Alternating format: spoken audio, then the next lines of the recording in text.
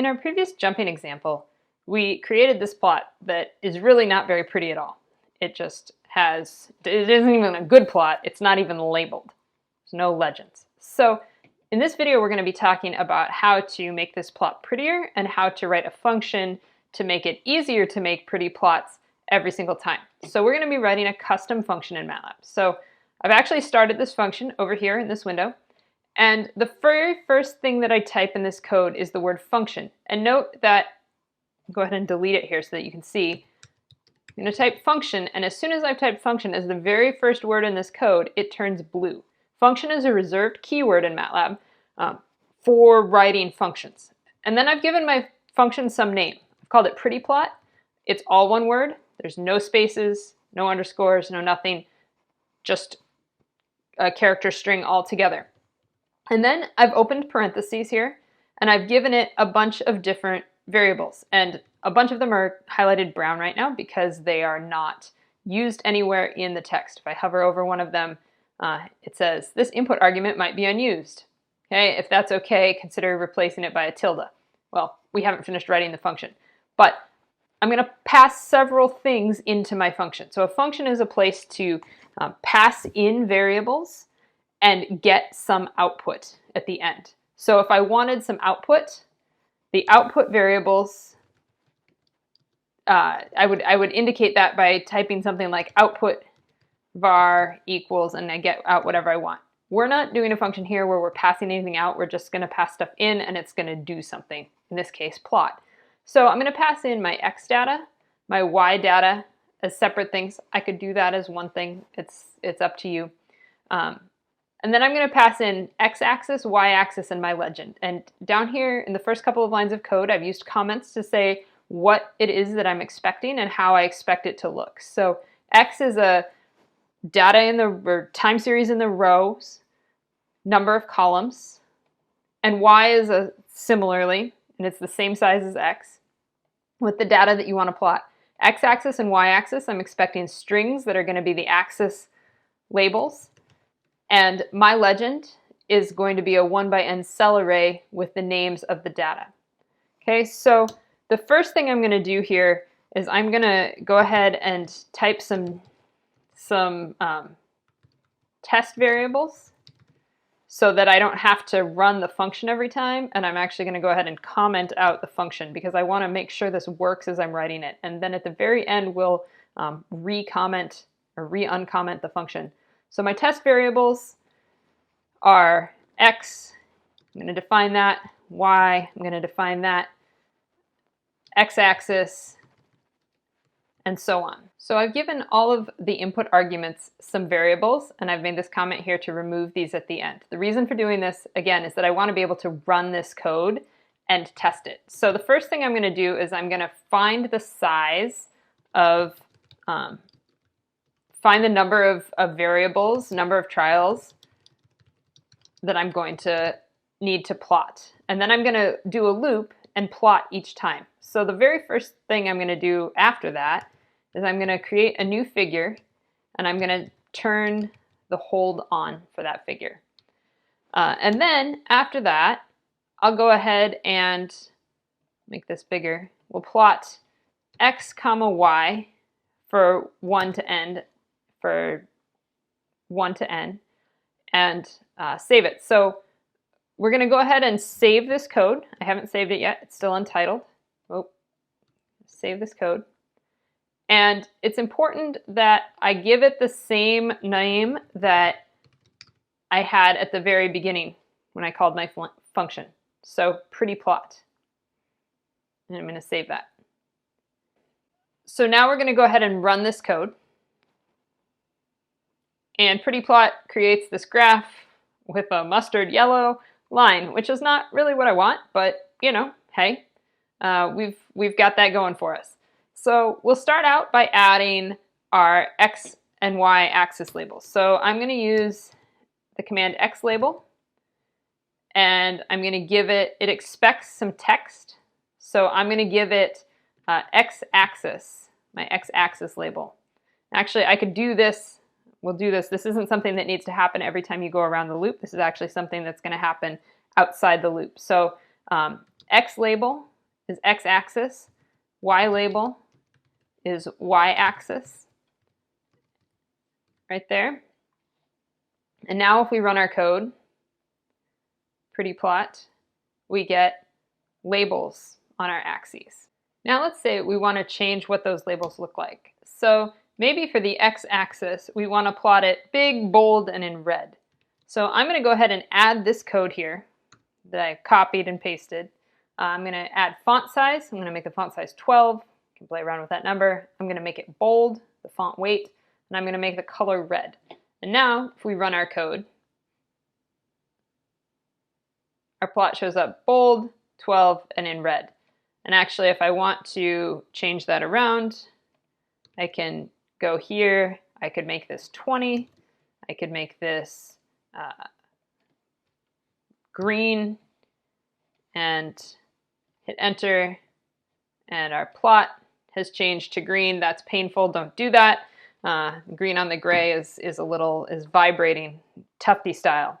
So maybe we'll go back to something a little more subdued like black and go with that for our label. But you can see how we changed the font size, the font weight, etc. with that. So if you want to change those sorts of parameters, you can do that. We can do the same thing here for the y-axis. Add a comma, put that in if we want to change those things. So we've already improved our plot a little bit. We've made our fonts, or our axis legends, or our axis labels big and bold. Now we want to start thinking about how we plot the data itself. So when we're plotting data, it's really generally a good idea to think about plotting your data in grayscale, or at least what your data is going to look like in grayscale. So color is wonderful. Color has a lot of advantages, but it does also have its limitations. About 10% of the male population is colorblind, and there are a lot of times where people print your article in black and white and then don't get the value of color. So you should always be thinking, what does this look like in grayscale? And a good way to deal with that is just to plot in grayscale in the first place. Unless you have a really good reason to be using color, you should probably be using grayscale. So Matlab actually doesn't make that very easy, and there's another video talking about this, plotting in grayscale. So if I wanted to plot in color, I could change my line to be red by doing this. Okay, now I have a red line. But grayscale is a much better option. So Matlab unfortunately doesn't make that easy, but this is how you do it. You use the command color, and this will give you black. 0, 0, 0 gives you black. So if we run this, we look at our graph, we get a black line. If I want to make that gray, I can add some sort of factor to that to get a gray number. So that's going to give me 0.2, 0.2, and 0.2. And that's still pretty dark. Okay, but you can change it up. 0.7 gets me gets me a much lighter gray, very close to white, and so on. So you can change your colors that way in grayscale. It's also a good idea to think about changing your line width. So this is about the thickness of your line. So if I want to plot my line width in 4, here was our figure. And now we'll go ahead and run the code with our line width command. And there we go. So we've got this gray, wider lined plot. So playing with your line width is another good way to vary your data, make differences between your data, make pretty plots. It is important that you pay attention to how much data you're trying to put on, and thicker lines obviously use more ink, and therefore you need to be sensitive to how much ink you're using. Another good thing to consider when you're doing data is changing the style of the line. So Matlab by default uses a solid line. So this is line specifications on the Matlab help site. Thinking specifically about line style, there's some other things you can do with symbols as well, but thinking specifically about line style, MATLAB's default is a solid line, which is a single dash here on the screen. And you can change that to a double dash, or to a dotted line, or to a dash dot line. And those are kind of the 4 different options. So Matlab does have a limit of 4 different options built in for what you can do. So we'll go over back to our Matlab and we'll think about adding here a semicolon, which should give us a dotted line. So now we should have a thick dotted line. Oh, Matlab doesn't like that. And Matlab doesn't like that because we're in this mode where we've entered ourselves into this mode where we're telling it what parameters we're doing. So we need to tell this that we're doing line style, and then if we try running that, well, but we need to make sure our strings are correct. Now if we run that, we'll get a pretty plot with dotted lines. Finally, we're going to add in the display name for our function. So display name is a way to update the legend each time you go through something. And we're going to go ahead and we said we were expecting my legend of whatever iteration we're on here. So that should be a string. We're expecting that to be a string. And so that should give us subject 1. So now if we run our code, pretty plot, oh, it gets unhappy with the my legend. It got everything through there. And Matlab doesn't like that because we don't actually have a legend on this graph yet. So up here at the very beginning where we added in the labels, I'm just going to put an empty legend. So I'm going to just make the legend empty. And now if we run our code, pretty plot, it throws an error, but after it makes the graph, which means there's some other problem. And if we follow the error code here, it tells us that line 23 index exceeds array bounds. And it's trying to find right now right now I is 2. And right now I thought we were only, or I intended that we only looped once because there's only one data set. So we have our n value set wrong here. I'm going to change this to 1. And now the code should only run 1 time around the loop. And we get a happy, doesn't throw an error code. So now let's check that our function works if we pass in data, if we have an x and a y that have multiple trials in them. So here I've defined x1 as going from 0 to 10 by 0.1s, and x2 is the same thing. And then I've combined them together into x, and I figured out why I thought that the size thing should be 2. I've changed it back to 2. I note I've added a transpose tick right here to make these match my input assumptions right here. So I've done that, and then I've created y, sine x1, cosine x2. The axes things are still the same. I've added a second value to legend here, and then in my plots here, I've added a specification that I'm taking all of column I in both of my input arguments. So everything else here is the same right now. So if I run this code, we'll get a graph with our sine and our cosine functions there and labels for subject 1 and subject 2 with all of everything we wanted, which is perfect. The only thing that's not great about this is that we can't tell which one is subject 1 and which one is subject 2. So there's a lot of different ways we could deal with that. One way to deal with that would be to have a matrix where we choose a line style.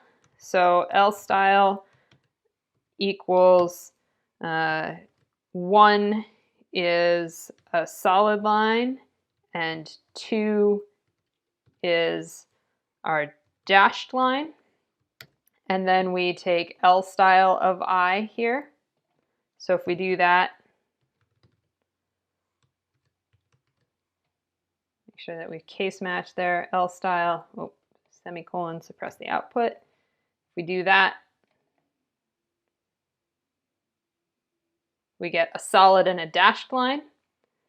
Obviously, there's limitations to that. This is a good technique if you have multiple things for a single subject. If you're trying to plot several subjects on a graph, it can be good to do, and several things for several subjects. So like X, Y, Z forces, X is solid, Y is dashed, Z is dotted, and subject 1 is black, and subject 2 is gray, light gray, and subject 3 is dark gray, and that kind of thing can be a good way to deal with that. So that's one option. Another option would be to do something with our darkness here. So maybe I take that and I multiply that by I minus 1 so that I get 0 the first time I go through, and actually we'll go with 0.3, 0.5. So we've got two subjects. I'm just picking a random value here, or an arbitrary value between 0 and 1 here. And so now if we do that, we should get a black line for our first subject and a gray line for our second subject, as well as the dashes and the dots. So that's another way, a couple of different ways you can make your graphs pretty quickly. So then the last thing to do is to actually turn this into a function. So the first step to doing that is to uncomment our function keyword up at the top. The second thing we need to do, you'll note when we did that, all of these turned red and it says this might be unused. Again, because we've defined all these things in here. So now we're going to go ahead and comment out all of these test variables that we have. And before we do that, I'm going to copy them all. Now I'm going to comment them out. I'm going to paste them all over here into a function that I've called test pretty plot. So we actually don't want this close all. That was just to make sure that the figures were closing themselves. So I'm going to call my x variable here, instead of calling it x, just so that we know that it's working, I'm going to call this time. I'm going to call the y data. I'm going to just call this t x-axis test y-axis, and the legend. Okay, just so we know that it's different than what we have here in pretty plot. And then up here, I'm just going to copy this function name. Now, it's important to note that I have saved pretty plot and test pretty plot in the same folder. They're both over here in the current folder. So it is important when you're using a function that it is in the same folder or in a child folder of the current working directory. So now I'm going to go ahead and type pretty plot, and I'm going to put in the values that I changed here. I'm going to pass it in time. I'm going to pass it in data. I'm going to pass it in t-x-axis. I'm going to pass it in ty-axis, and I'm going to pass it in the legend. And now, if I hit run, we should see a graph. And we'll do this. We'll multiply by that so that we know that it looks different than it did the last time. We're getting a different graph and running the code. And there we go. Subject 1, subject 2. We've got a graph. We've passed everything in. Every time I want to plot, I can use pretty plot and just call pretty plot instead of typing in all that stuff that we put in the plot every time. Okay, it takes some thought to think about how you make your plots pretty, and maybe you need to change up pretty plot depending on what data you're, a little bit depending on what data you're plotting. But there's a way to do that, and it's a good investment in terms of making pretty graphs that communicate well. So I hope that was helpful. Bring your questions to class. I'll see you there.